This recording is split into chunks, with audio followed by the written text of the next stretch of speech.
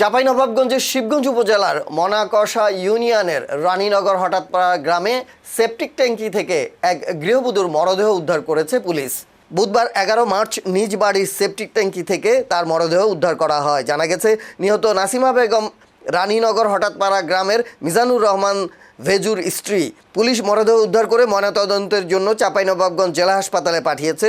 পুলিশের তথ্য মতে প্রাথমিকভাবে ধারণা করা হচ্ছে নাসিমা বেগম নামের ওই নারীকে তার স্বামী হত্যা করে মরদেহ সেপটিক ট্যাঙ্কে ফেলে দেন। এই ঘটনায় আইনগত ব্যবস্থা গ্রহণের প্রক্রিয়া চলছে এবং মামলা দায়েরের প্রস্তুতি নেওয়া হয়েছে বলে জানায় পুলিশ।